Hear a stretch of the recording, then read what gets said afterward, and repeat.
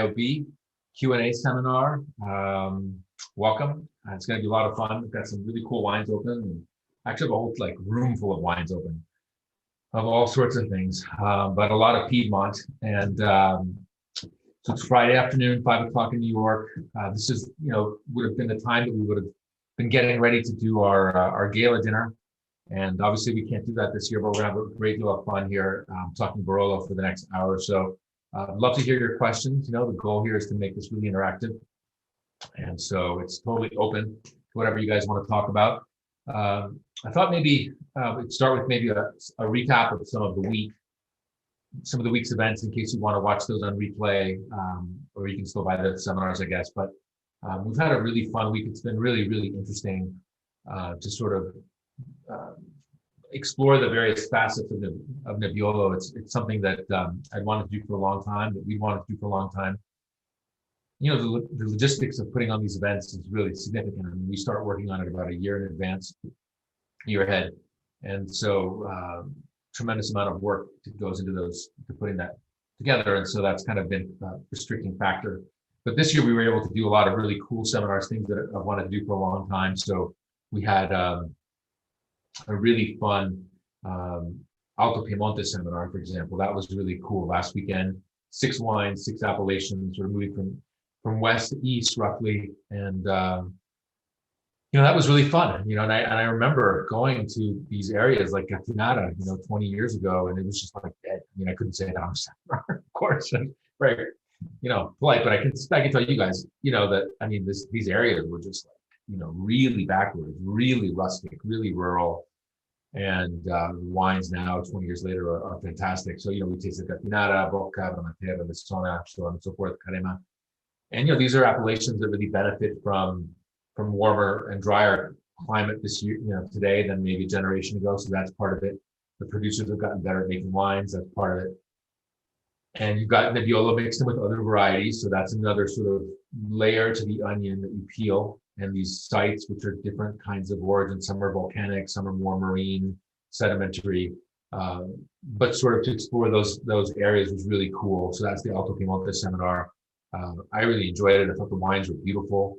One of the things that's interesting about that area is that producers release their wines a little bit later, often than in other areas. So you could taste, we had a 2010 in there from Tenuta Sella. We had a 13 from Cantalupo and so on. So you're tasting wines that are 8, 10 years old, and that's at the age where they start to become interesting. So that was really fun. We did that. Then we did the Young Guns of Barolo, which is 3 emerging estates. That's one of the questions I get asked the most, which is, well, what I've opened today is exact opposite. These are super classic wines, which I'll tell you about in a second. But Young Guns was fun because it's the number one question that I get asked a lot, which is who are the young producers that I should be looking at? Where the wine is still available, where the prices haven't skyrocketed yet. So we had that seminar. That was really fun, and that had Freddy Berli in it, had Diego Conterno, and had Benedelli. So that was a fun seminar. We had Alessandro Masnaghetti for that one. So we were looking at, it was a real deep dive into vineyards and parcels and exposures and super geeky. So you can watch that on replay too. That was just really, really in depth. And it's fun to have a seminar with just 3 estates because you can really focus to a degree that maybe you can't, when you have 6 or 12. Then we did Barbaresco, and that was really fun. That was 12 producers, and it was really hard to narrow it down to 12, but 12 is a lot. But we had a really great tour of the vineyards again with Alessandro's maps. We started in Barbaresco, the village of Barbaresco. We tasted some wines from Neve, some wines from Treviso. So you guys know that most of the appellation is those 3 villages.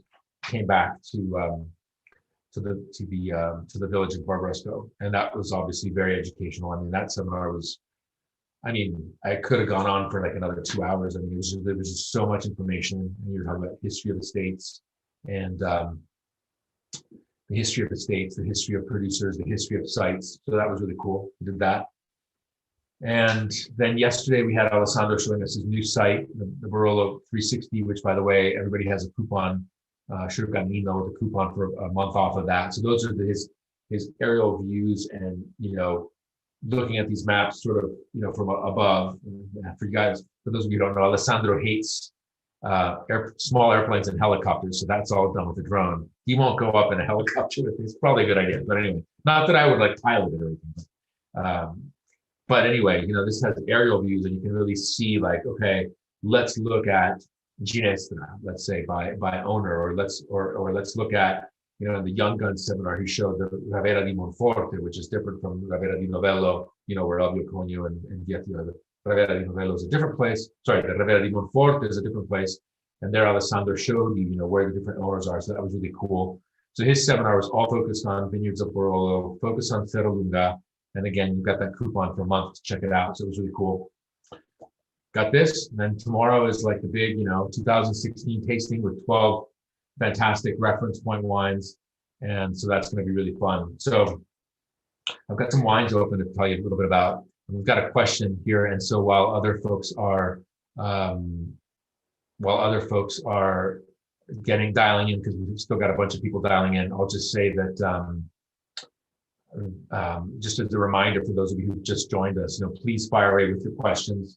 And I'm here to answer whatever you want. It's all good.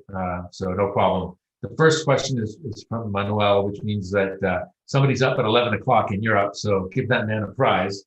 That's real dedication. We love to see that. It's what these wines can inspire. So the question, which could take up this entire chat, right, which is the difference between modern and traditional. And this is a really interesting topic, at least it is to me. I hope it is to you. I'm going to give you my opinion of it. But there's a lot to this, and I've got some props. I'm really glad I got these wines ready. What am I going to show you guys? Some really cool wines. All right, so traditional versus modern. That really depends on where you decide you're going to put that line. What is traditional? What is modern? And to me, there's a lot of different tenets that define these things, and of course they change over time. But traditionally, Barolo was a wine made from blended grapes, like this wine, which it still is. This is Bartolo Mascarello. This is 2017. So we're going to talk about 17 in a second because we're publishing those reviews next week. And I've got a bunch of them open here. But traditionally, Barolo was a wine made from blended vineyards. And the idea was that, vineyards don't always perform consistently from year to year.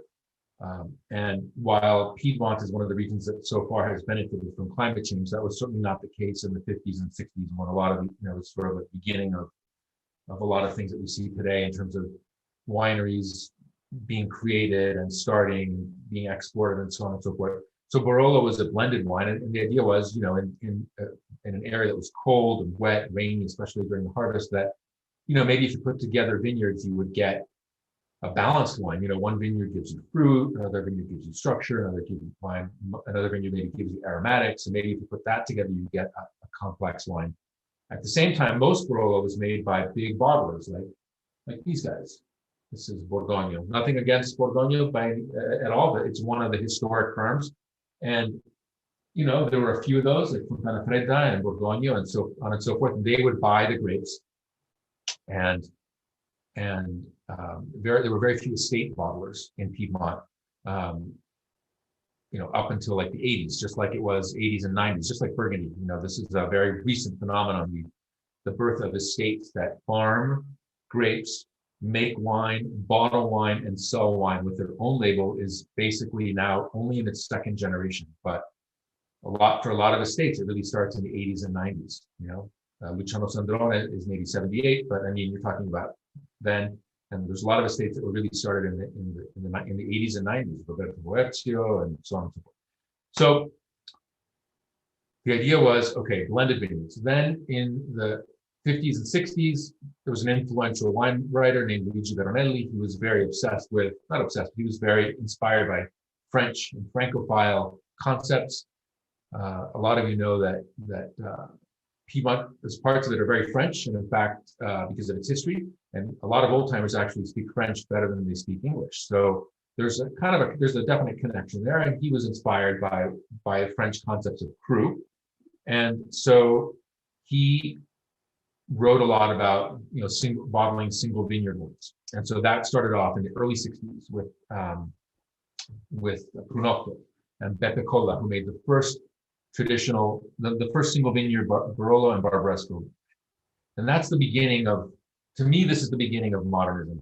And it's the beginning of modernism because it's the beginning of, it's the introduction of concepts that are not indigenous. Just like grapes can be not indigenous, concepts can be imported.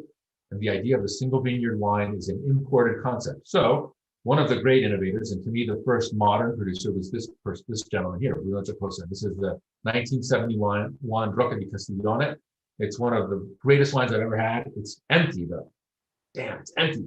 If anybody wants to invite you over to drink this, I'm in. Just pick the day. This is one of the greatest wines I've ever tasted. It's a single vineyard wine. Bruno Giacosa was one of the first people to bottle single vineyard wines. That makes him, to me, an innovator. And especially because he came from a family of people of brokers who sold grapes. And, you know, his family didn't like Bruno branching off and leaving the family business to make his own wine because they thought there was a natural conflict of interest. I mean, he, like a lot of the people from his generation, they knew exactly where the great vineyards were, and you couldn't sort of be buying grapes to make your own wine while you're brokering other grapes to sell to somebody else. So there was a lot of family conflict.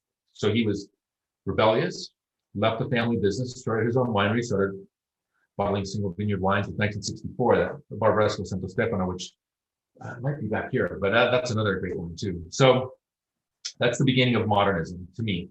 Then you have other concepts that come in over time. A lot of them some of them have to do with modern ways of vinifying wines. For example, temperature control, and there's still some cellars that don't have temperature control. Bruno Giacosa, one of the first people to take his wines to a lab, to have analysis done, to have a cool cellar. So these are innovations. And then, you know, what most people believe as being modern are the wines of the 80s and the 90s. And it's hard to imagine, but back then the world of wine was really dominated by Bordeaux. The archetype, the model of what a great wine was Bordeaux dominated. So there was a desire to make wines like Bordeaux in color, texture, depth, richness, intensity. And so in the 80s and 90s, you got these wines that started to become very dark, very rich, very extracted. There was a philosophy of stressing the vineyard, so to achieve low yields. So that's a very 90s concept, but you see this in Napa Valley too. It's the idea that very low yields or densely planted vineyards create this sort of natural competition, survival of the fittest, Darwinian approach in the vineyard. And so, you know, we started to see these wines made in a very rich, lush style. And I think those wines are very important. And those wines are really important because those are the wines that made the general population start to love Barolo. And so that's important because without those wines, you wouldn't have an interest in wines like this. You know, the wine world had to go through that phase of those wines because those wines appealed to a broader audience that brought wealth to the region. It inspired and pushed other people to improve their game. And so those are the wines of the 80s and the 90s. So just, you know, you think about producers like Domenico Clerico, for example, Elio Altare, for example. They made these really rich, lush wines that were very much liked by critics, including my former boss, Bob Parker, and a lot of consumers. And those wines were important. You know, I think there's a trend right now to be sort of dismissive of those wines, but I'm not at all dismissive of those wines. I think they were a necessary step because it inspired a lot of the traditional producers to maybe clean up their cellars and get their act together. So I'll give you an example. Accomasso, who today is, you know, coveted and revered. If you had seen those vineyards years ago, you would never want to drink a wine from them. It was like shrub, overrun, completely unkempt. You had seen the winery. The last thing you feel like doing is thinking, I want to buy a wine from this place. So all of that stuff foments together. And now today you have this convergence where you have a lot of wines. Most wines are sort of in the middle. And you do have some wines that are very dense and rich and extracted, and you have some wines that are super classic. But most wines are sort of made in kind of a middle of the road style. So I think there's less difference. There's definitely less difference than there used to be. But just to wrap up this conversation, to me, it's really important that each producer makes a wine according to their own philosophy. In the 90s, the trend was French oak, you know, for wines. And because the Italians were new, these were new estates and they were small estates, they had no leverage, so they weren't getting the best quality barrels. They were getting probably the third choice of barrel, the third choice of cork, 2000, 2001, these are vintages that were severely affected by irregular cork. And it's a real shame because you want to know how these wines have aged, and you're dealing with this cork issue in a lot of those wines. So, so today we're, in a different period, but now one of the trends, for example, is like, oh, whole cluster, whole cluster, whole cluster. And I think that that's just as dangerous as French oak 20 years ago, 30 years ago. What I'm looking for is for each wine to have its own personality. I want the Altare wines to be rich and powerful and luscious and beautiful because that's their style. And I want other wines to be more maybe floral or perfumey or whatever, because that's their style. So I think it's dangerous for, I think it's dangerous for wines to try to be similar. I think it's much better for each wine maker to have a style and a vision of what they want to do, and for the wines to be different, because that's really fun when you can taste 20 wines and they're all different. That's really cool. And tomorrow we're going to taste 12 of them and they're all going to be really different. And that's super fascinating. So that's my view of modern versus traditional. I hope I answered it, but if I didn't, just give me another, just throw another Q&A in the dialogue box here. There's a question, just to repeat, all of the seminars are available for replay. So I'm sure that on Monday, if you send us a note now, we'll shoot you the link. But I'm sure on Monday we'll send out all of the links for all the seminars to the people who bought the tickets. But yes, absolutely, all of the seminars are available on replay. The one from yesterday was free, so that's on YouTube, and you can just search for that, and you can see that all you want. So that's yesterday's. Let's see. So, question about if Conterno is going to release a Monfortino 2015. Well, the last I heard, yes. You never know. I haven't tasted it in the bottle, so I can't tell you 100%. But what's interesting about the Monfortino 2015 is it's the first vintage that will include about 20% of fruit from Arione. So I'm 99% sure because I've tasted it in the cask, but I don't ever want to say I'm 100% sure until it's actually bottled. But the interesting thing about Monfortino, there's a whole article about this that I wrote actually just this week. It seems like it was like a month ago because we've done so much since then. But Monfortino was for many years a blended wine from purchased grapes, just like every other wine was, until the Conternos bought their first estate vineyard, the Cascina Francia, in 1974. And so it's interesting that now 2015, the 2015 is kind of a return to Monfortino as a blended wine again. It's true from adjacent parcels, but still it's different. And I think it's really neat that wine kind of goes back to being a blended wine. And Cristiano Garella asks, what's the first real vintage of Barolo? Wow. I don't know. The first, I'm not sure what you mean, Cristiano, if you mean like the first great vintage or the first, I'm not sure what that means exactly. Maybe I'll talk about some vintages that I think are really significant. Probably the first one that is significant because it's a powerful vintage, and the wines, if you find a really well-scored bottle that can be really fantastic, is 58. The problem is that these wines weren't coveted. They weren't considered valuable up until, fairly recently. So it's tough to find well-scored bottles. But I think that if you find really nice, well-scored 58s, that's really cool. So that's maybe the first important vintage that's out there. But you can go way back. I'll tell you a funny story. There's this restaurant, this very traditional restaurant in Asti called Da Barolo, which people will know here who've been to Piedmont. It's like super traditional, like really, really traditional. So traditional that they keep a lot of their bottles upside down in sand, which is a traditional way that they used to do that. And I went there once, it was about 20 years ago.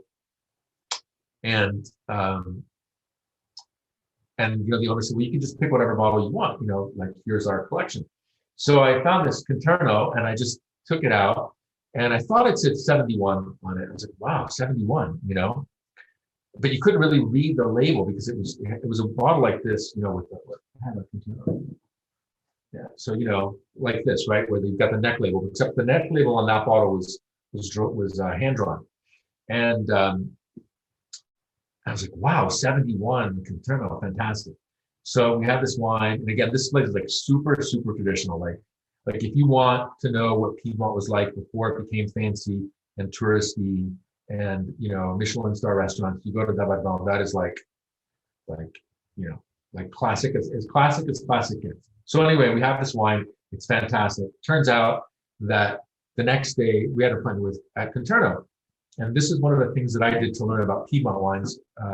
Is that in the very early days, what we would do is like focus on a single producer and drink a lot of those wines like a week or two before a visit, so that it was like fresh in your mind. And then you go visit the producer, having just had a bunch of their wines, and you really feel like you could really kind of marry the practical knowledge of having bought and tasted wines with things in the barrel. And so that's, I remember doing that with Giacosa, Conterno, and others. So anyway, this bottle, I'm like, well, I want to take the bottle because it's a really old bottle. And we had to visit the next day with Roberto Conterno. And I was like, oh, I had this bottle last night. It's a 71, which is fantastic. And he goes like, no. He's like, that's not 71, that's 37. That's how my dad wrote. It was my dad's handwriting. And that was like a 37. It was just like there on the list. And it was cheap. And it was just fantastic. So I forgot why I'm telling that story. But I forgot how we got on that tangent, but that was a really beautiful wine.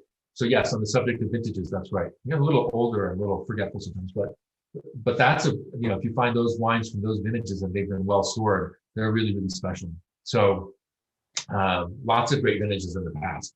54 for sure, 61, 64, 67 in the 60s, 71, 78 in the 70s, with 74 kind of, just behind. So lots of fun. Let's see. So here's a question that's sort of, there's a couple of questions that are interesting about the early days of Piedmont, which is great. I mean, you guys are really keeping me on my toes. It's fabulous. From Michael, discuss the importance of decanting older Barolo and the recommended length of time. So with older wines, ideally, what you would do if you can, like let's say that, like as an example with 71, you want to stand the bottle up on like this, right? You want to store it like this for, if you can, a few weeks. If you can't, a week, 10 days, a couple days, whatever you can. But what you really want to do is you want to allow a natural decantation of the sediment, which will be an older one. And then I would open the bottle no more than 30 to 60 minutes before, if it's older, 30 to 60 minutes before you're going to drink it. And then you decant to really take away the sediment. I'm not such a big believer in opening wines in advance because I think you could lose a lot of the story that the wines had to tell to the air, and that's a shame. An older bottle, it's been in bottle for years, maybe decades. You open it, and I think that wine wants to speak to you, and you want to listen to what it has to say. And this idea of I'm going to open this bottle 12 hours in advance, I think is rather silly. What I would rather do is open the bottle 30 to 60 minutes before and follow it for 12 hours. I think that's fantastic. And that's what I'm suggesting to everybody who's going to be joining us tomorrow for the 2016 tasting. Taste the wine for 1 or 2 days after, but don't open it 12 hours before. I think that's silly. So I'm tasting I'm finishing the 2017 tastings. I've got a ton of bottles here all over the place. And I go back and I taste them after a day or two. And it's really interesting to see which wines have improved, which wines haven't.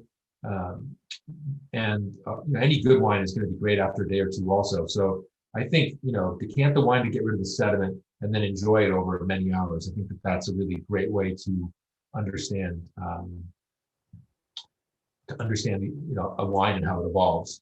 And there's sort of a similar question about this period it's about, I'll read it to you because it's a little bit long and I don't want to miss anything, but would you say that the wines from the 60s and 70s, that Barolo and Barbaresco, are typically the same wine, with Reserva just being bottles that were released late from the cantina, or for some producers are the wines truly different? Okay, so there's a lot to talk about there. The first is, the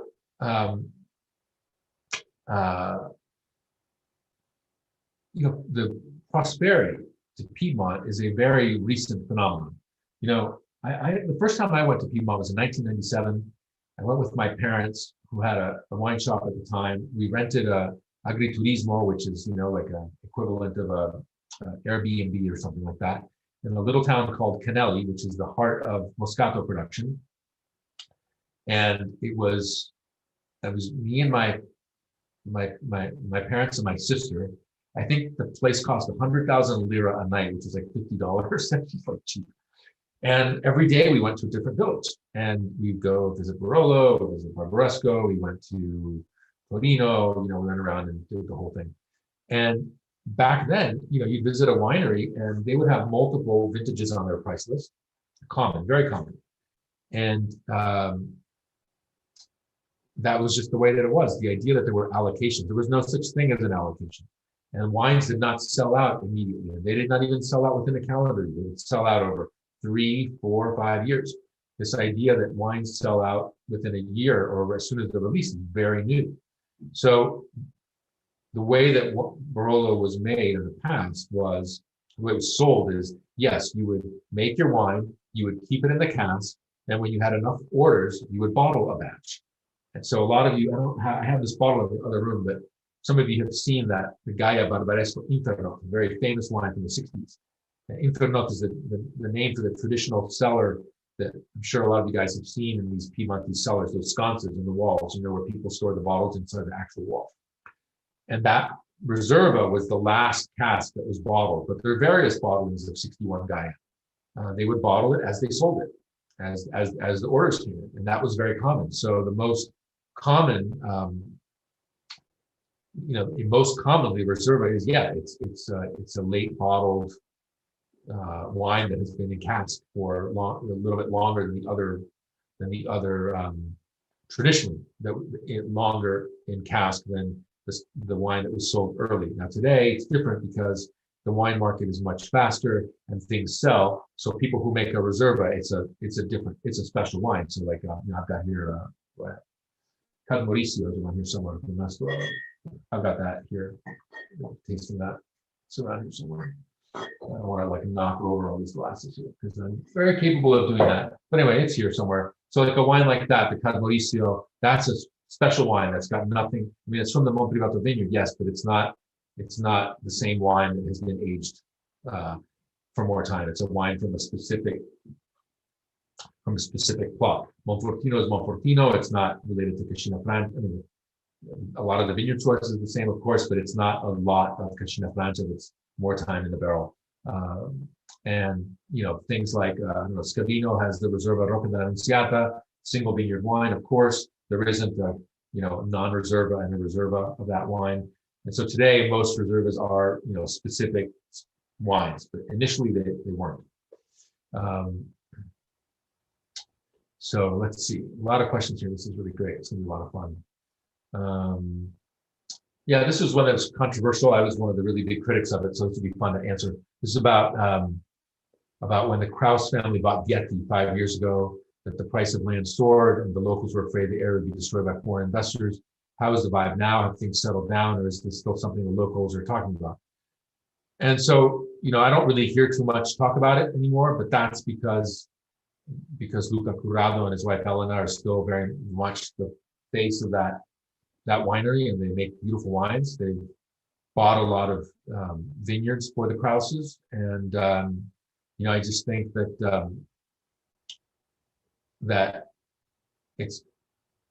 I'm sure it was hard for them to sell their winery. They didn't really want to sell it. They had to sell it, and as long as they're the face of the winery, I think things are fine.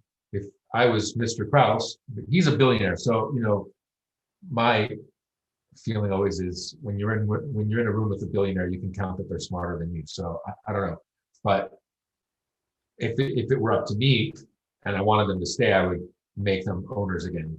Maybe not. Of course, you can't make them like 100% owners again, but you could give them some ownership. I think that would be really important because I think with that they'd be around for a long time. And Piedmont is it's not like Bordeaux or Napa Valley where you've got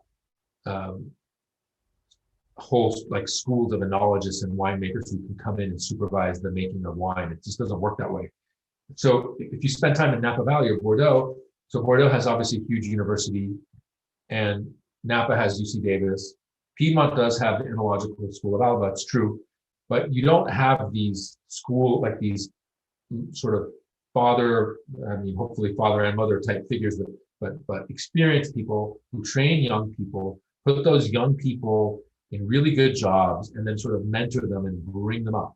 There's a whole network of professionals making wines in places like Bordeaux and Napa Valley, and probably other places too that I'm just not as familiar with. And so there's just more sort of like protection for the estate, like the chance of making a mistake is just reduced. These are almost all wines made by, they're artisan handmade wines by people, by farmers, by families. There isn't the figure of the professional enologist or the consultant, except for maybe somebody who pops in every now and then to do some lab work. But these are wines made by people, and so the people are really fundamental to these wineries. In other parts of the world, the winemaker goes away and you just hire another one, and you don't miss a beat. But in Piedmont, that doesn't happen. You're also dealing with wines that are made from a single grape, Nebbiolo. You can't blend in a little more Cabernet Franc because you want more aromatics. You can't add a little more low because you want a little bit more richness, which is how wines are made in other parts of the world.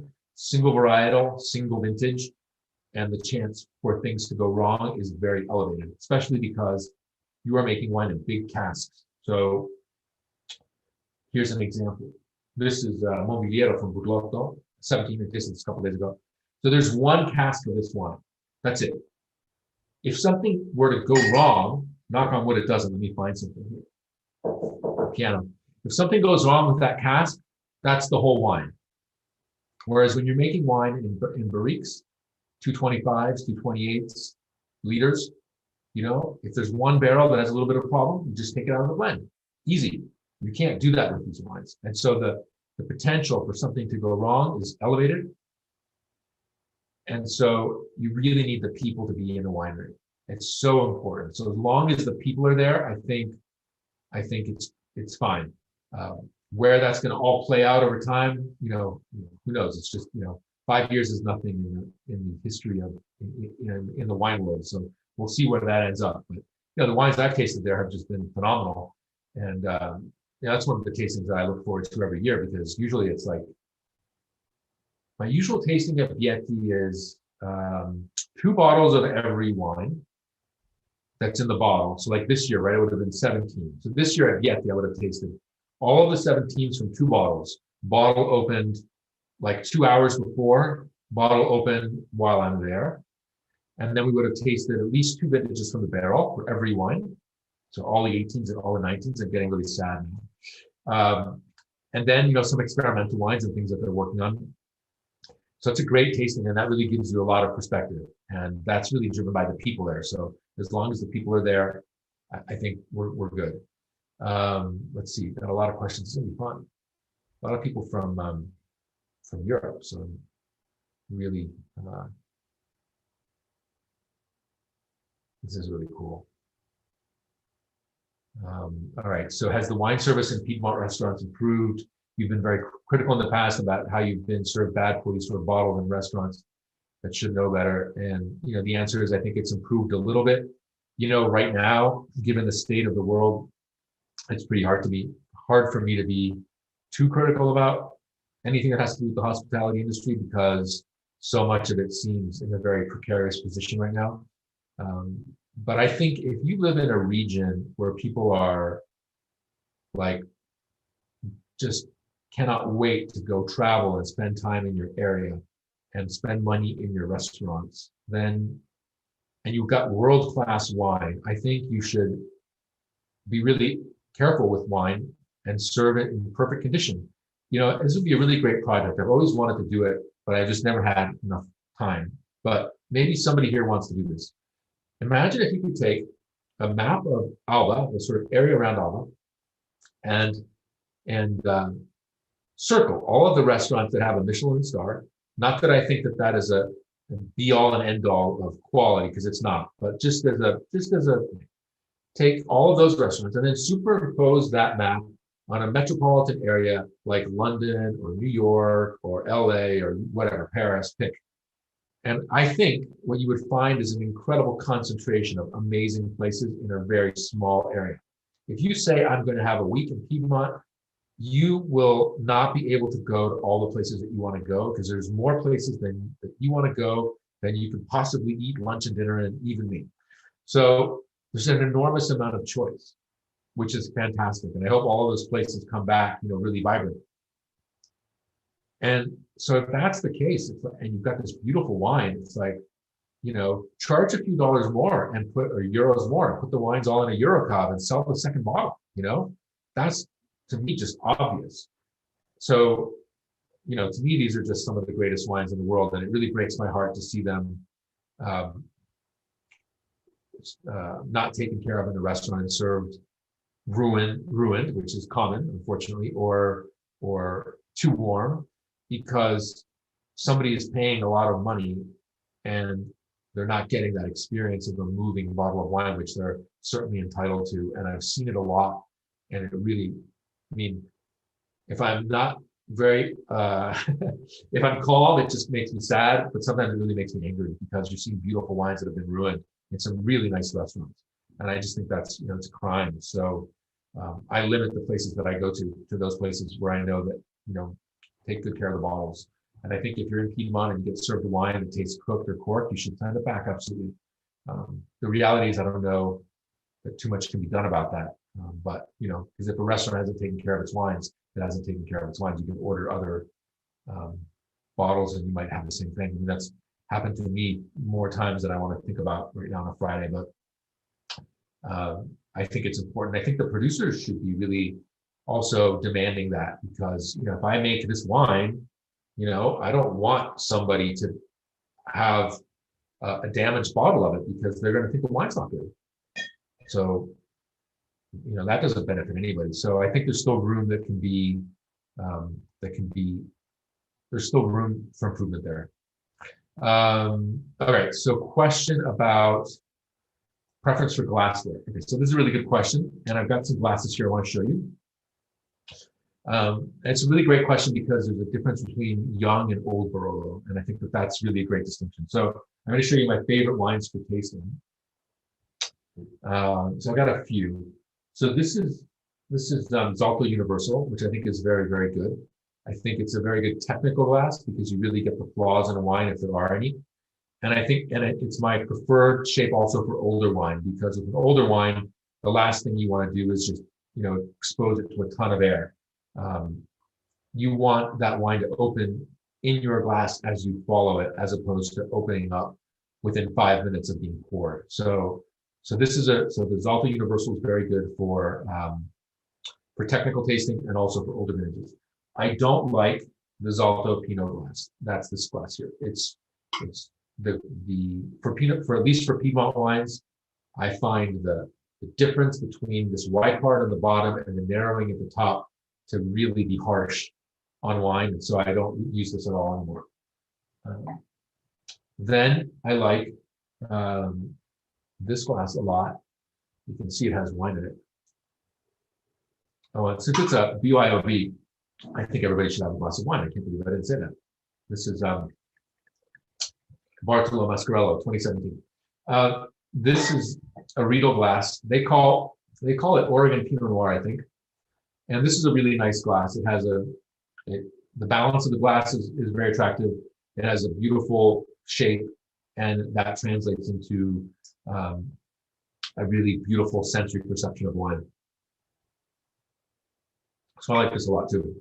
And then I also like this glass. This is a Riedel Vineyard Extreme. It's a very ugly glass, I have to say, aesthetically, and it's heavy, and it's like very 1990s and clunky. So its design I really don't like at all, but it works really well, and it's a great glass for Nebbiolo. It just, the wines really show well here in this glass. So I just bought some more of these. So I like this glass a lot for tasting. And then I also like this glass a lot. This is the Consortium glass. He calls it a sensory glass. It's designed by Roberto and his son. And this glass works well almost always. It's always one of the best glasses. It's expensive, but so now I've just poured the same wine into three glasses. We can do a little experiment here. So this is again 17 Barolo, and if I taste, let's see, Venom Extreme. This wine, in this glass, what you really feel is it really seems to accentuate the weight of the wine and kind of the mid palate. It's really amazing. It's like you really feel the substance of the wine. It's pretty cool. If I go back to this Oregon Pinot Riedel,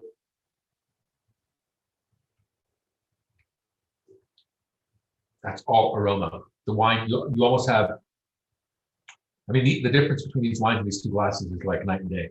In the Riedel glass, what you get is all of the aroma. It's probably, you know, somebody who's a designer could say, but it's probably this shape of this tulip. But you get this incredible aromatic presence. And the wine, you don't feel so much on the mid palate. You feel more this kind of tension and linearity in the wine.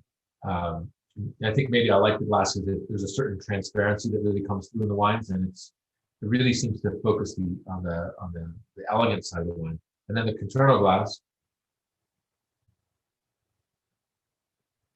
you know, I mean, it's not really a surprise, but it's kind of in the middle. You know, you have a very complete expression of the wine. You feel the weight, you get the aromatics, you get the tension, the energy, and that's probably why this glass really works. I mean, it is a really beautiful glass. It's pricey, unfortunately, but it does work. So that's my preference on stemware. Here's a really great question. It's a great question because it's about how you build a cellar. And so the question is, you know, do I focus on a few vintages? Do I focus on a few producers? What do I do if I'm on a limited budget? And I think that's very relevant to all of us. So the first thing I would say is that I believe in focus. And so that to me means, yes, focusing on a few producers. The reason for that is that a couple of reasons. One, well, I don't know about you guys, but I'll just tell you myself.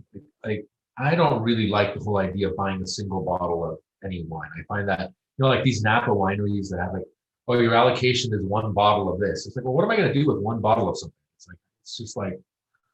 It's just not in any way interesting to me. I'd like to buy at least 3 bottles of wine, but maybe 6 if I can, or 12 if it's not too crazy expensive. The reason for that is I think it's fun to follow a wine over time and to understand how it ages. And so obviously you can't do that with a wine. So rather than like, if you said to me, well, you know, you can buy 12 bottles of wine, would you rather buy, you know, would you buy 1 bottle from 12 producers, or would you buy, you know, a case from 1, or how would you divide that? And, you know, I'd probably want to buy like, you know, 3 bottles from 4 producers, say. So you've got a mix between like having some amount of depth and then some variety of producer. So I'd say when you can, try to buy at least a few bottles of a wine. So you can have one now, have them like in 5 years, have them in 20 years, whatever.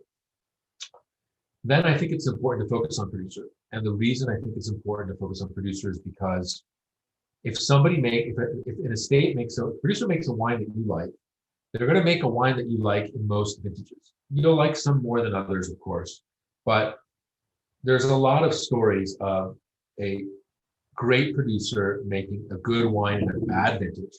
I'll tell you about this wine in a second. It's got a great story. But you don't find the inverse so much. You don't find this average producer who in a great vintage all of a sudden made an extraordinary wine. The rising tide does not lift the boats that much. Yes, in a great vintage, the sort of middling producer probably makes a better wine than they usually make. That's still probably not a wine you want to drink. You probably would rather drink, let's say a there's a question here, references 2010 and 2016, which are both really great vintages, but you're probably going to be happier drinking a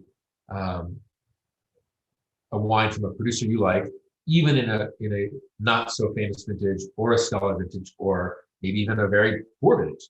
So the 94 was a vintage I was turned on to in Monforte. There's this restaurant that I used to love there called La Salita. And Emilio, who's the owner there, he always like, have you had the 94? You got to try this wine, you got to try it.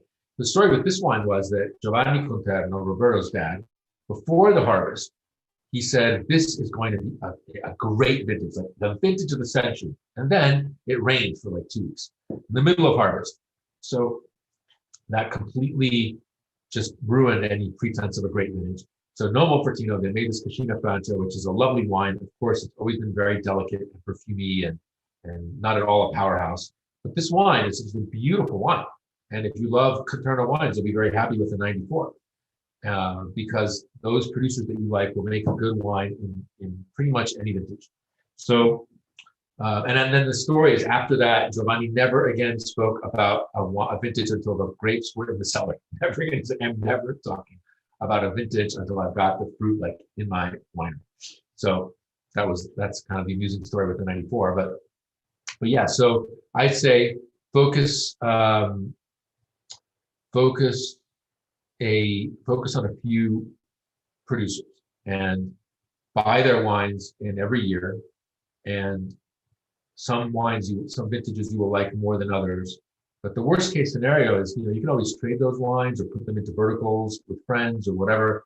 But I'd say focus on a few producers and buy the wines. And that's what I'm going to write about in my 2017 article, which is coming out next week. And that's really one of the themes there is, it's a great, since the world is kind of in this mess right now, there's probably a little bit more of an opportunity to buy these wines. They're probably a little bit more available. And it's a really good vintage to maybe, instead of buying 3 bottles of something, to buy 6 bottles of something, because they're probably going to be available, regardless of that actual, quality of the, like where, these wines come out, ratings wise. So I say focus on producers. So that's what I do personally. I mean, there's a few Piedmont producers that I buy every year. There's a few Burgundy producers that I buy every year. There's a few Napa producers that I buy every year. But I have, not like a ton of wine, but a little bit of volume with each of those producers. And those wines make me happy. So that's what I would suggest. It's a question of why haven't I ever written a book on Barolo? And that's because I don't feel like I'm ready yet. But like I do everything on intuition. And one day, it's going to be the day I'm going to write it in like a month. It'll just be a download of my brain, but it'll happen. But it's got to happen. Like the stars have to align, and then when it aligns, it's going to be a great deal of fun. But I don't. It's coming though. I can feel it. It's coming. So there's a lot of questions about 17. So let's I got a few open, so you can taste them. So what else? Well, this is the Barolo I showed you. That's showing really well. So the deal with this vintage is as most people know, warm vintage, dry especially.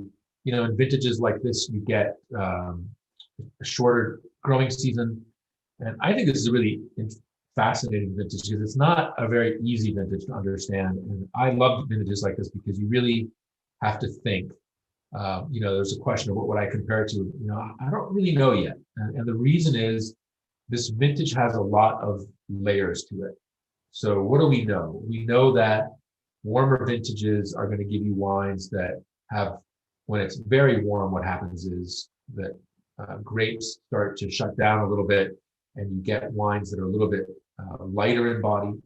So there's not the depth of 16, for example. So the wine's a little bit lighter.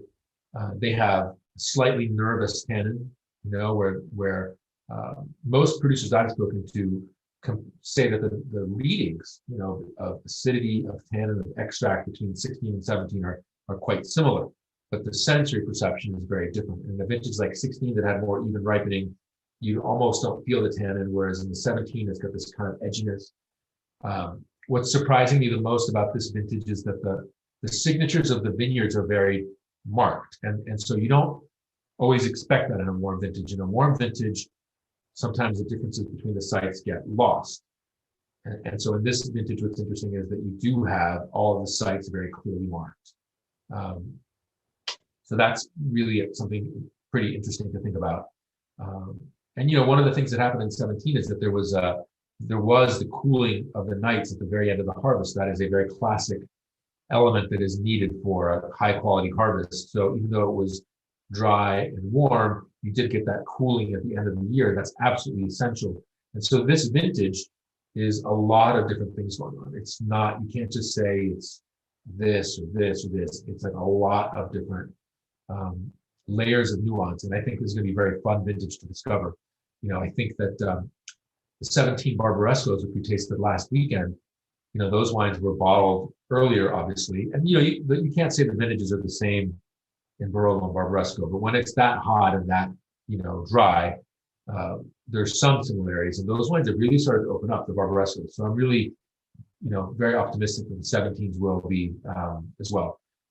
It's not 2016, and I think that's good. It's good because maybe there's a little less speculation, and maybe sort of some wines are easier to buy at a little bit more volume. So I think that's good. You need vintages like that. So that's my thing on 17. Let's see.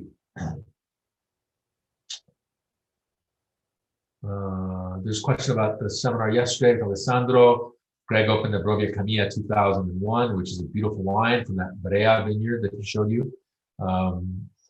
Like other Barolos of similar age, had no sediment. Does the thinness and the Nebbiolo skin have something to do with that, or what? I can't really understand the question, but do with little or no sediment in Barolo? I think it has to do with the specific vintage and the age. That wine is probably kept it really well, and maybe it just hasn't thrown any sediment. I mean, I don't know that there's a specific rule. If there's any, I know there's a few winemakers who are on, so if people want to correct me, or add comments to, what determines how much sediment the wine is, please feel free to chime in. There's a really great question about disease in the vineyards. Any challenges due to climate change? What are the conditions today? Less chemicals.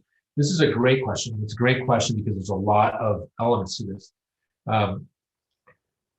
Most often when people talk about climate change, what they seem to, with wine, the kind of implied meaning of this is about warm and dry during the summer. But the biggest difference is actually the winter months, and the weather is warmer and drier than it used to be. And this has a lot of different implications. One of them is that traditionally the winter months would be very cold, and they would kill a lot of these vine diseases. The one that's the most damaging in Piedmont, from what I understand, is Esca, which is very damaging to Barbera in particular. And it's thriving now more than in the past because it doesn't die in the winter. Ordinarily, the winter would come along, it's harsh, it dies, and then you're good. But right now, with warmer, drier winters, it creates a condition for this louse to survive, and then it eats the vine. And there's really no way to, once a vine has succumbed to Esca, it's really difficult to fix that. I mean, there's ways to do it, like by this is a fungus, to sort of carve it out of a vine and leave sort of a shell of a vine. That's very time consuming, very expensive. And so that's one of the challenges. But in general, when the weather is warmer and drier, that does mean that you can farm with fewer chemicals if you choose. And, that's, for example, what you're seeing in Burgundy and Champagne. Those are sort of also very marginal places for growing grapes. And, the reason why biodynamics is possible and other things that are like that is because, generally speaking, there's less rain and potential for rot and things like that require aggressive spraying, or can require aggressive spraying. So it's you can't say that it is with the climate, the discussion of climate change to vineyard practices has positives and negatives. What you can say is that climate change has resulted in more consistency over time. So we talked before about the 50s and the 60s, and those were examples. 70s, 3 great vintages a decade. Now, let's look at the last 10 years, and let's say, okay, 17, 16, 15, 14, 13, 12, 11, 10, 9, and 8. So in those 10 years, there's more than 3 great vintages. There's only one that you could consider to be really, really challenging, which is 2014, even though there's some beautiful wines, but in general, that was challenging vintage. But if you say, well, 17, 16, 15, 14, 13, 12, 11, 10, 9, 8, out of those 10 vintages, there's 8 or 9 of them that are like really fantastic.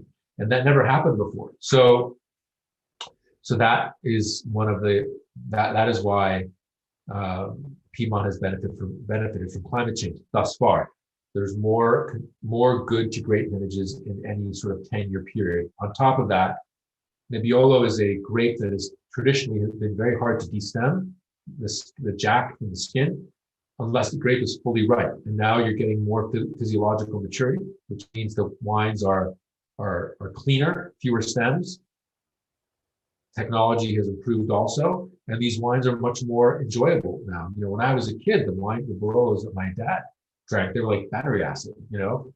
And now you could open a 2012 is a very open vintage, for example. You can open certainly a lot of 14s, a lot of 11s, even 10, maybe not, but there's a lot of vintages that you can drink with just a few years of bottle.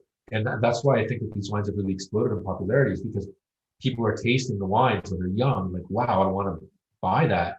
And we get these emails all the time, people saying, well, I've never bought Barolo, but I just bought, a mixed case or two. Well, if many, many thousands of people do that, it can be really impactful.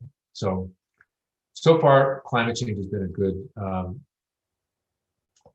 climate change has been really beneficial, but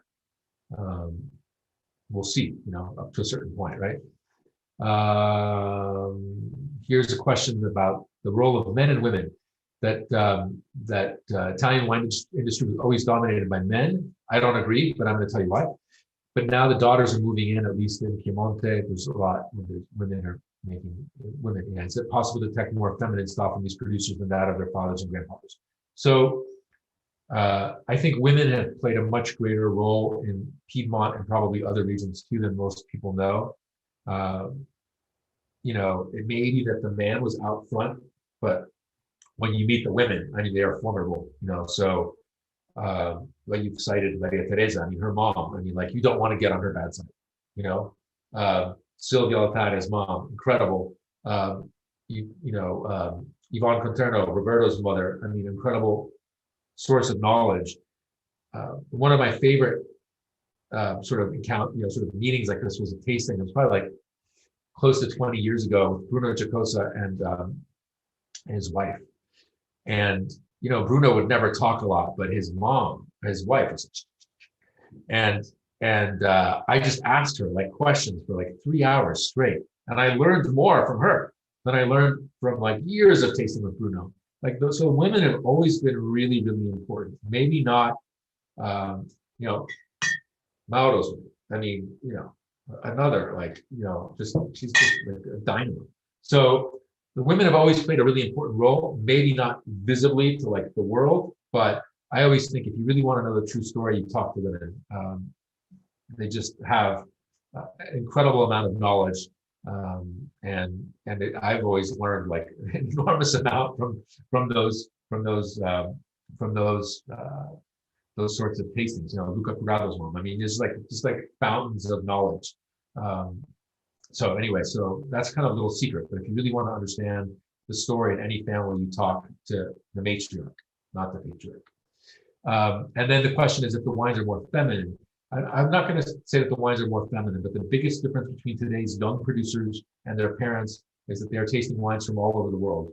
So the previous generation, with some exceptions, right? There are definitely exceptions. I mentioned the Curados. They have always been big exporters. So a lot of traveling, a lot of time in America. So very worldly. But people like Giacosa, Conterno, Eliotara, these folks, they weren't traveling very much at all. And if they did, it was more likely to somewhere like Burgundy, but very little traveling. But the kids, they travel all the time, and they have all sorts of people coming to them.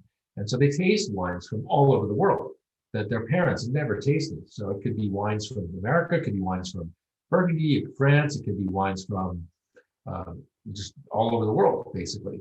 And so I think that today's winemakers are much more worldly. Their tasting, their experience of what they've had is so much vaster.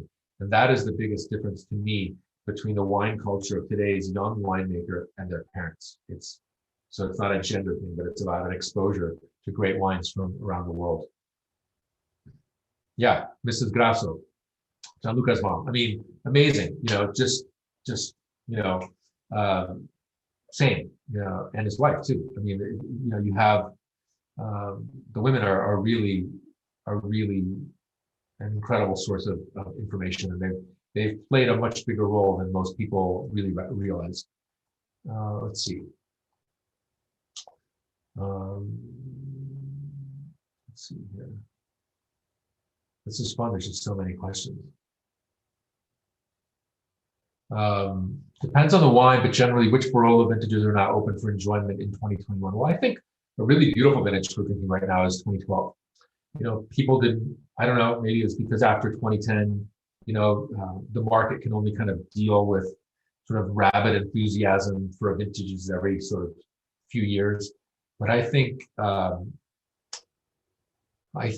12 is a beautiful vintage. The wines don't have as much structure. They're which is a good thing in terms of, you know, having wines that are available to drink in your cellar. This is why I think it's important to focus on a few producers. If you buy, you know, those 3, 6, 12 bottles every year of 3 or 4 producers, if you can do that, then you have a vintage like 2012 that's perfect for opening up at the last minute without thinking about it, without having to worry if it's a special enough occasion, and et cetera, et cetera. So I think 12 is a really good one for drinking right now. Of all of the recent ones, that's the one. And if you want to go a little bit further back, I think 08 is another fantastic vintage. I think it's I think that it is really elegant and silky and just starting to get into that area where it's really interesting. There's a really cool question here from Eric Guido, who's on our team and one of our super valued critics. And the question is if there are any producers whose wines surprised me in a positive way when I retasted them in their maturity. And I'm going to give you 2 examples. And they're not the examples that you think. But I think the measure of a great winemaker is the wine they make in the worst possible vintage. The only problem is that, not problem, but the reality is that the really established producers, the Conternos, the Gaias, Jacosas, in really bad vintages like 91 or 92, they just didn't make wine. They were probably still selling their 89s and 90s. And the vintage was really poor, both very cold, very rainy. And they obviously could skip a vintage. They had the financial wherewithal to skip a vintage. But there are some people who didn't have the wherewithal to skip a vintage. Elio Altare, Roberto Boerzio, these tiny producers. They had to bottle a wine. They couldn't not bottle a wine. They had to bottle a wine. And so they did. And when I tasted their wines, 20, 25 years later, they were perfect. Beautiful. A wine that's going to change your life? No. A great wine? No. But if you want to know if somebody has done a really great job, taste their 91, taste their 92, taste their 94. Now, granted, you know, this was 10 or 15 years ago, so now it's a little bit later. So, you know, maybe that those aren't the right examples anymore. But that's when I learned a lot about what quality is. Luciano Sandrone's 2002 Nebbiolo d'Alba Val Maggiore. You know, so we're in Roero, where according to stories, you know, these vineyards were once sources of Nebbiolo for Barolo and Barbaresco producers before there was a lot of, you know, stricter controls. But you taste this 2002 from a vineyard in Roero in a rainy, cold vintage, a vineyard that gives generally light, floral, perfumey wines. I had it like last year, or maybe a year and a half ago, and it was in perfect shape, beautiful wine, absolutely.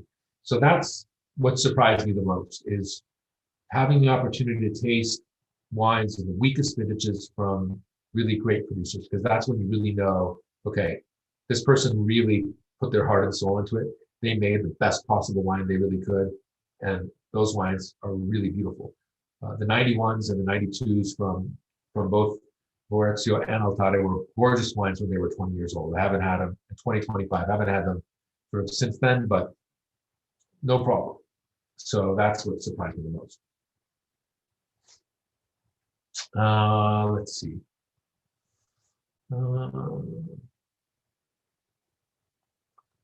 Oh, Mario's drinking Valero 08 from Mascarello. It's good, elegant. Yeah, am I tasting more from Cristiano? Am I tasting more good to great wines from Barolo and Barbaresco today? or 10 to 15 years ago. I mean, yeah, today there's no question. I mean, it's just one after the other of, beautiful, beautiful wines, but it's not just in Barolo and Barbaresco. I think it's true in most regions of the world. So this is one of the biggest changes. Is, and you just, the defective wines or wines that were that are flawed. That doesn't happen so much anymore. You have many more wines in every region that are really good. Let's taste 17 Mobiliero. Burlotto. What I love about this wine is it's very Mobiliero. The stems, 100%. So this is a wine, open top wood tank, 50 to 60 days, submerged cap fermentation, super classic, 100% stems. It's beautiful. It was a perfect example. Oh, that wine is good. I opened it 2 days ago. Oh my God, delicious. This is a perfect example, though, of, when I first started tasting these wines, it was like probably 20 years ago, they were really green and vegetal. And a lot of times I didn't even, put them in. That would have been Piedmont report days, but I didn't even write about them because they were so tough and astringent, and they weren't pleasant at all. And, but he only really started in the mid 90s making the wines, like fully in charge. It takes a while. I mean, people often say, well, why don't you make a wine? It's because you only get one chance a year to get it right. I don't like those odds. I like things a little more higher probability. It's something that you can only do once a year. That's not going to work for me. I'm going to get it wrong too often. But, it takes a few years to kind of figure it out. And some of the wines from the 90s have a lot of oak, and they're very different in style. And, the last, 10 or 15 years or so, these wines have really, found their focus, and they're great. And this wine is shown really beautiful. Let's taste some questions.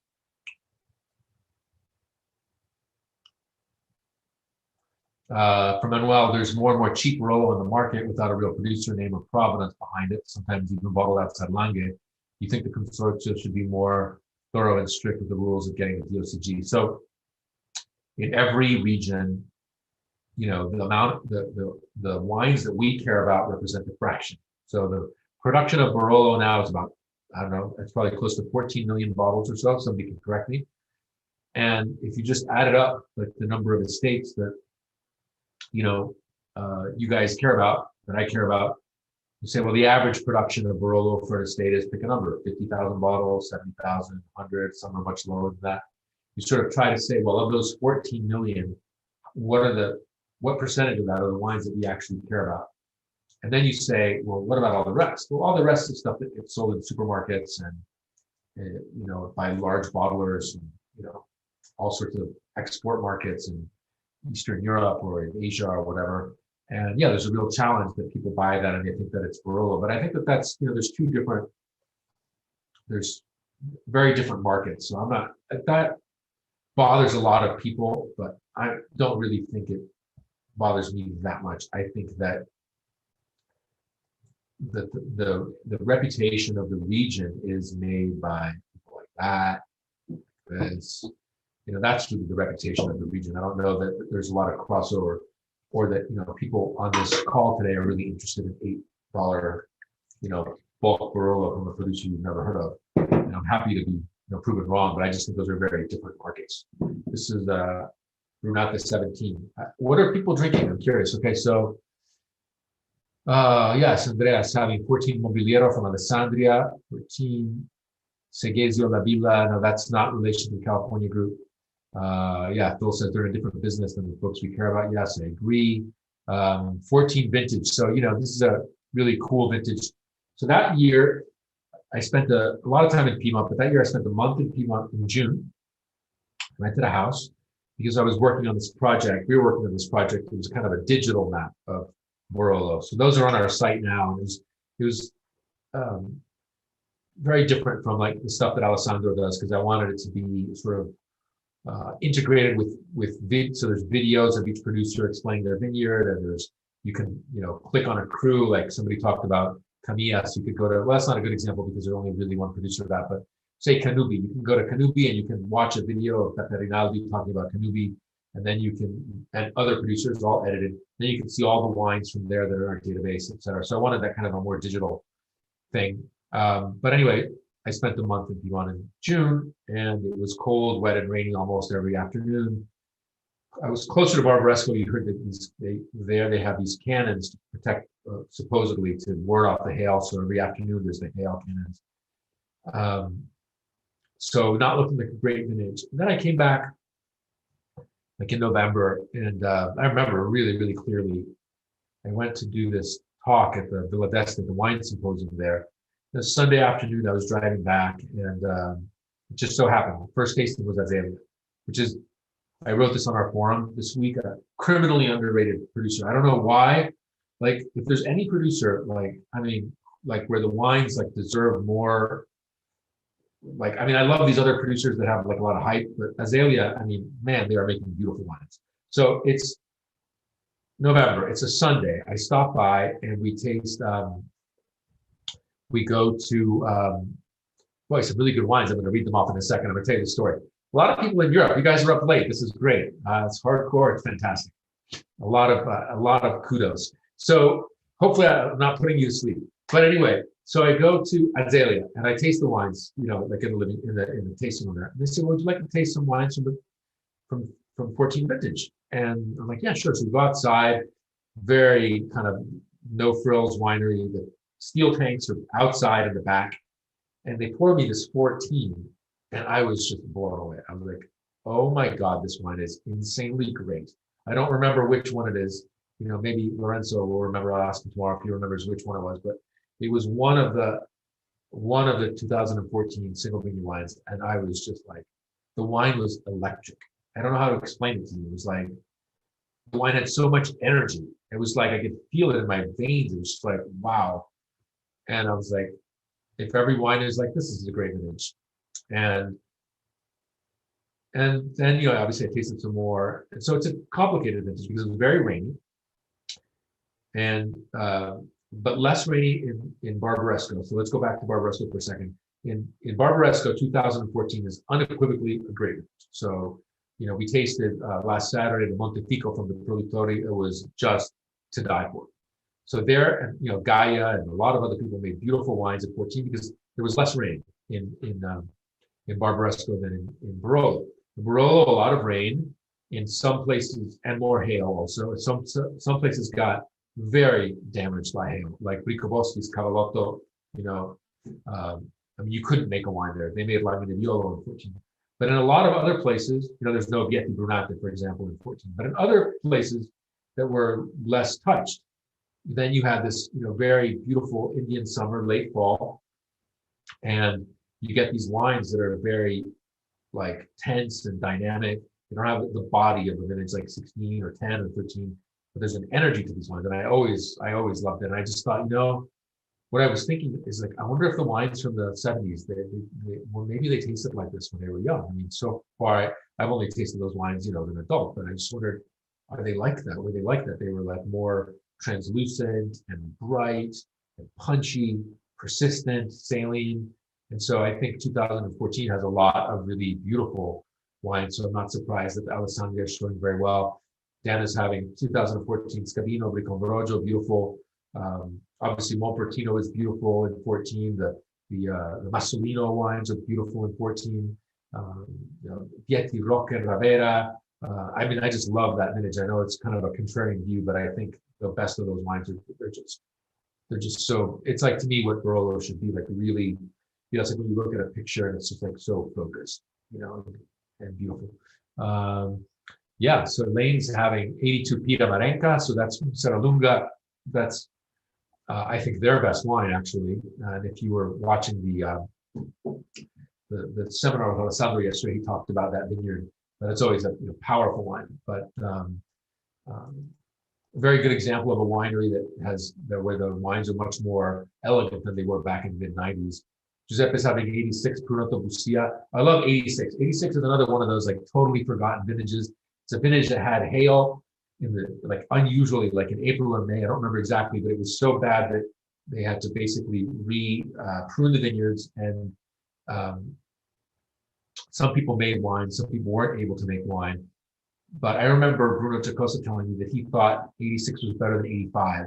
And his 86 Spoleto Red Label is unbelievably great, beautiful.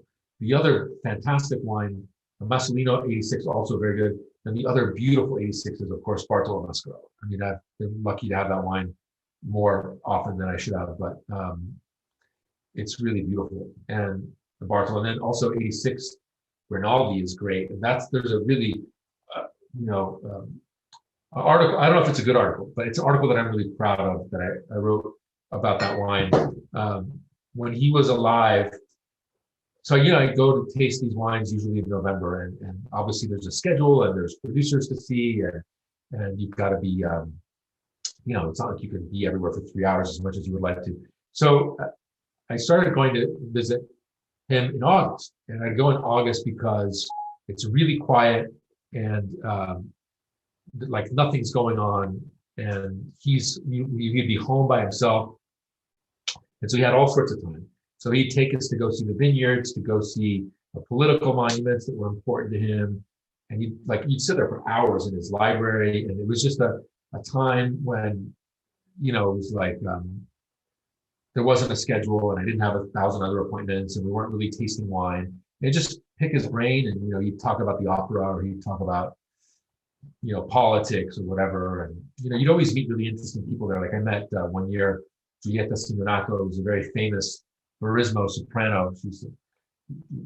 She lives to be like, I'm not sure exactly how old, but she had a very long life. And I just wondered if her vitality was due to having been a Rinaldi customer for all those years. But anyway, so I remember we were down there one year in his cellar, and he's like, well, why don't we open an older vintage?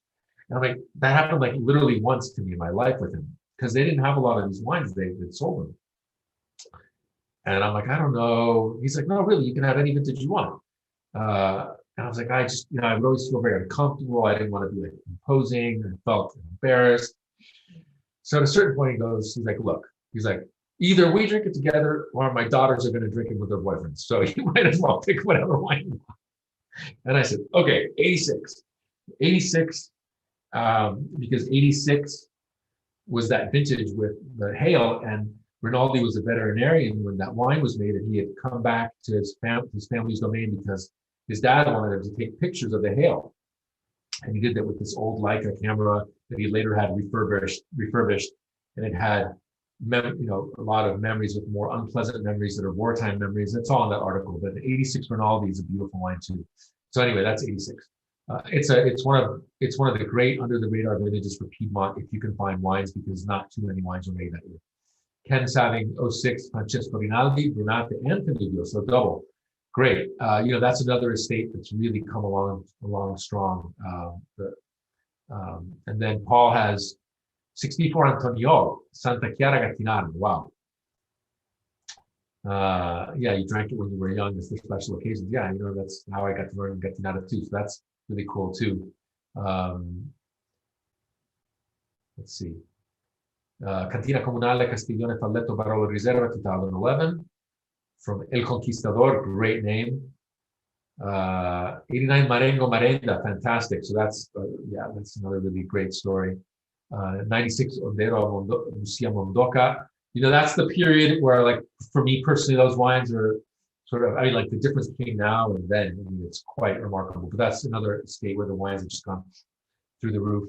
Rob has Scavino 2001. What else are you guys drinking? A lot of great bottles being opened. Schiavenza, Barolo del Comune di Serralunga d'Alba, 2015. So that's a really great topic. We should talk about that. This is one of the trends that's happened in the last couple of years, is this birth of the Comune wine. So Comune means village. So let's see if I have an example here. I'll show you. Yeah, I've got one here that I tasted a couple days ago. So this is from Fratelli Alessandria, 2011. Barolo del Comune di Verduno. Okay, so this, somebody asked, like, what are my favorite wines from the vintage? So we can put that one up there.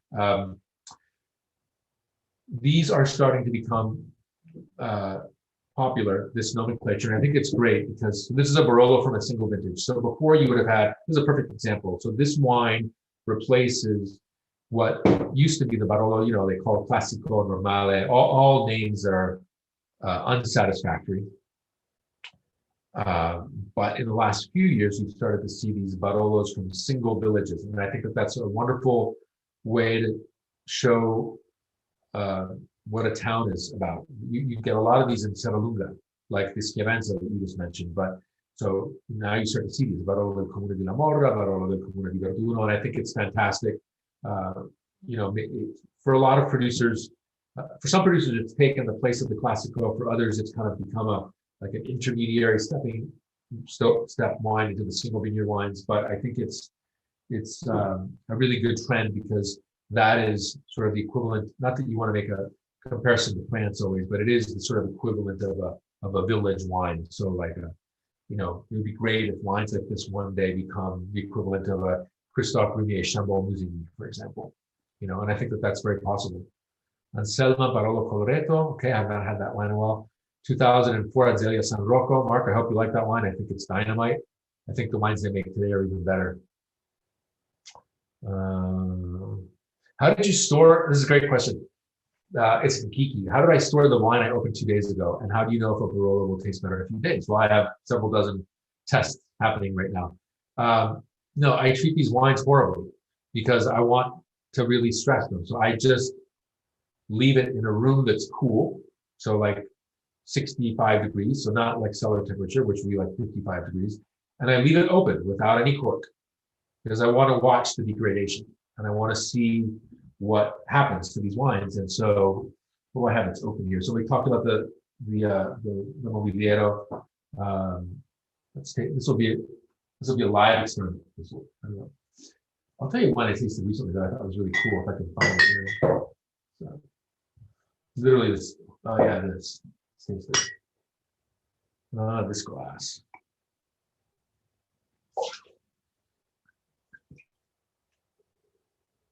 Yeah. This is Mascarello, Perno Santo Stefano. So you guys might know that I haven't been a super fan of these wines in the last couple of years, but this is a beautiful wine. 16 Perno. Obviously, everybody always wants the Mon Privato, but I'd actually buy this wine myself. You know, sometimes the more famous wine is not necessarily the better wine, and but that wine's been open for like 3 or 4 days. No cork, no nothing, just open, and it's still beautiful. I mean, yeah, I wouldn't do this like for real, like to drink wine, but it's interesting to see how wines, you know, behave, and that wine is still, you know, fresh and beautiful and intact. And you know, I wouldn't do that if I was going to serve this wine to somebody at the house, but I want to see how wines evolve. So yeah, so I've got this whole table is full of wines from Napa Valley and Sonoma, and I just leave them open just to see. But you know, I wouldn't necessarily suggest it. Borgogno Barolo 1929. Wow. Oof. How is it? Is it good? Is it great? I don't think I've ever had that old from Borgogno. I think that latest is 30s, 31 maybe. Mobiliero 2002 from Burlotto. I mean, that's a beautiful wine. I mean, I haven't had it in maybe like a year and a half or so, but it's a perfect example of a wine from that vintage that's drinking really well. Dave has Prunotto Bussia 04. You know, 04 is I mean, I love that vintage also. You know, I think the classic vintages for Piedmont are defined by late harvest and temperature, diurnal shifts at the end of the year, and obviously no real shock events in the middle, like, you know, hail or frost or excessive heat or whatever. And so 04 is one of those vintages with a, you know, long growing season. The wines are really silky, really finesse tannin, beautiful. Let's see.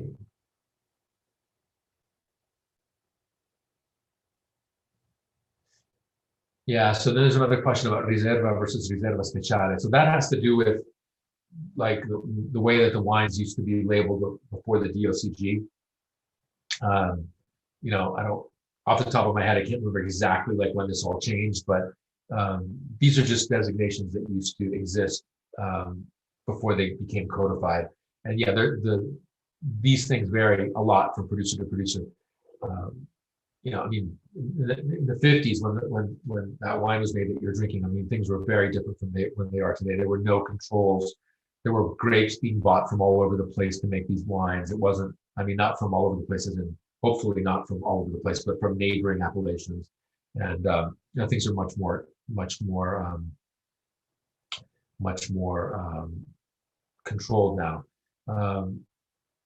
So yeah, 1931 Borgogna from Tomas. Yeah, I think that's the one I've had too. It was really beautiful.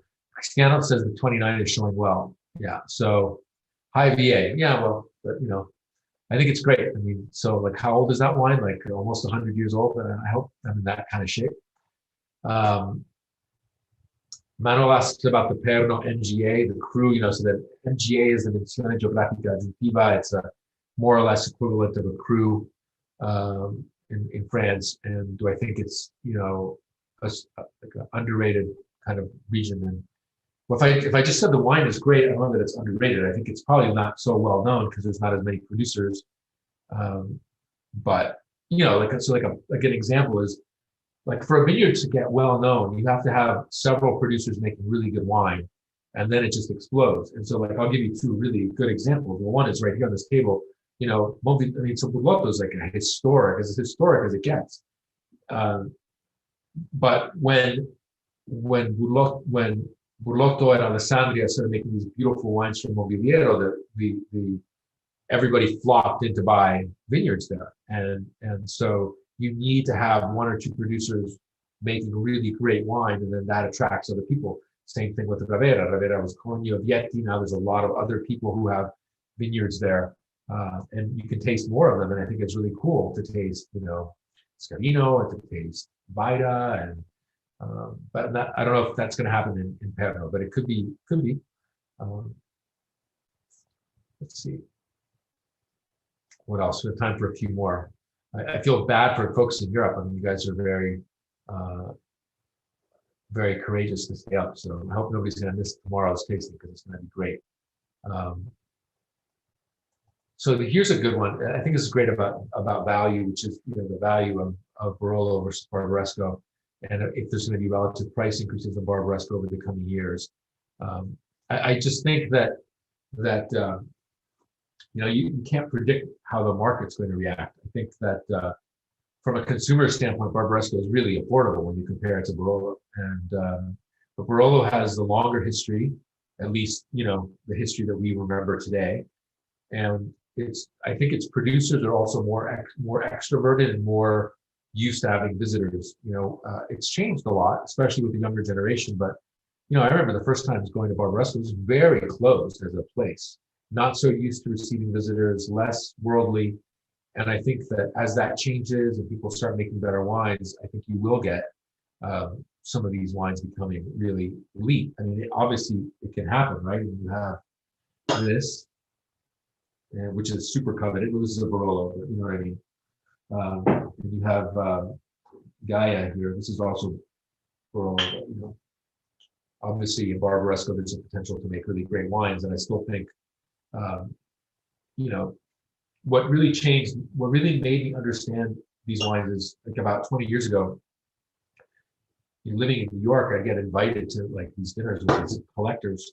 And I never want to be like somebody's, like charity project or guest or whatever. So these people would be opening up like 89 Aubryon and 93 Rousseau and blah, blah, blah, blah. Obviously I couldn't afford those wines, but I would always take one or two bottles of the wines that I could afford.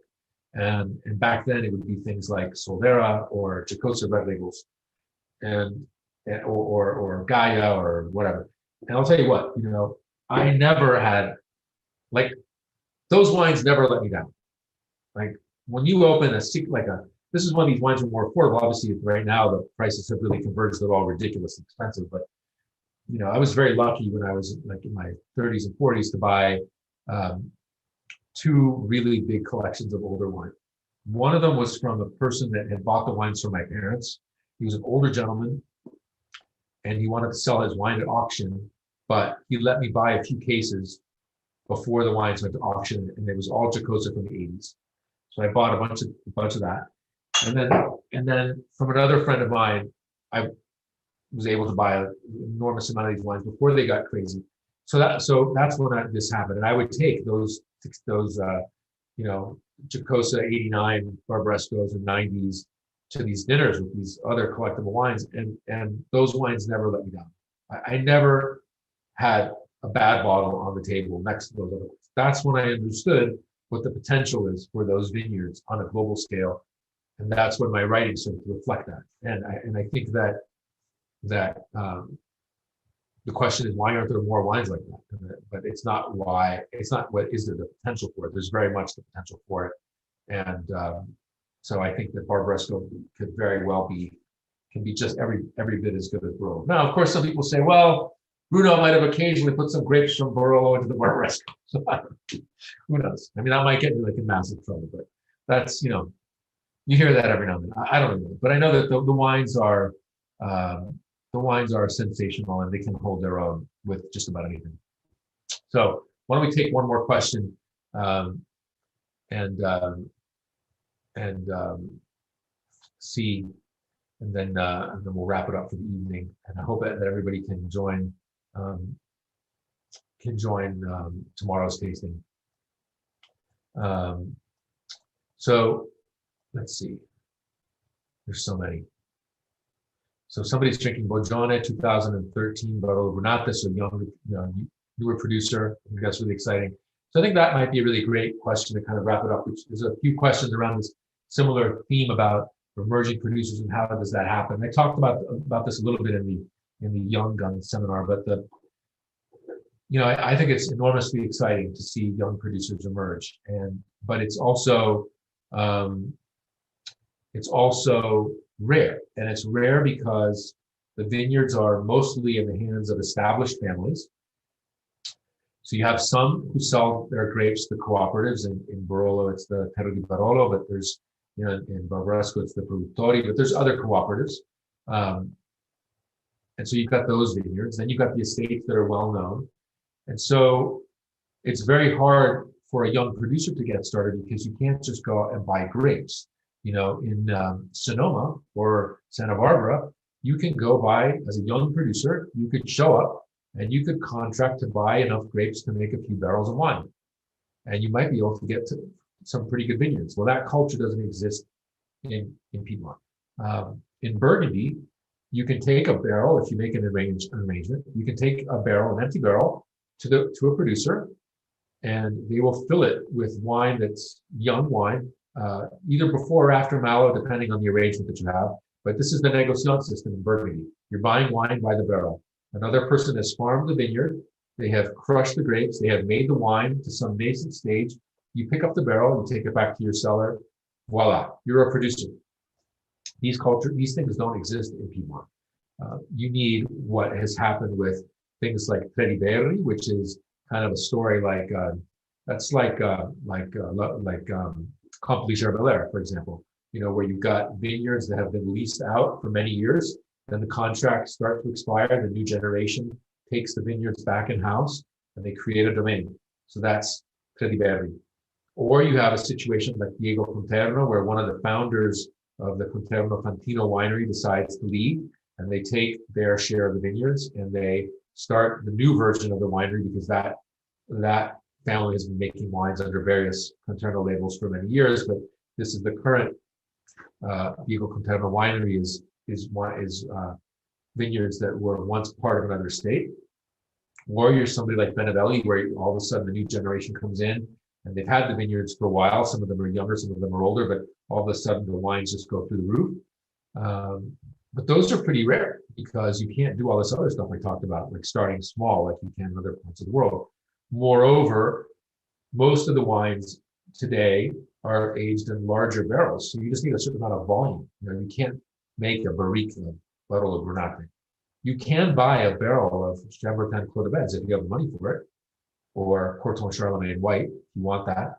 But these things don't exist. So you really need the seismic shift. You need a very big change, a generational transition, a winery that's separating to create a new domain. So there's not that many of them, and that's why I think when they happen, it's really pretty rare. I mean, I wrote this in an article, I think a year or two ago, but for many years, there was not a whole lot of change, and then all of a sudden it started to change. And I think it started to change because making wine became an economically worthwhile business to follow. And, I think it's very important that people can make a living, because you need to have young people deciding that they want to make wine, that they want to take over their family's vineyards, as opposed to being lawyers or consultants or doctors or whatever. Not that there's anything wrong with those professions, but you have to be able to have a decent living.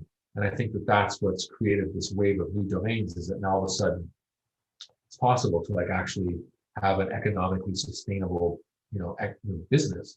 And I think that that's really important. So hopefully there'll be more. And there's still a lot of great vineyards that are contracted to cooperatives. So it'd be great to see more young producers who bring a fresh view. And I think that that's incredibly exciting. I mean, every year I taste more and more wine, so I'm not going to complain about that.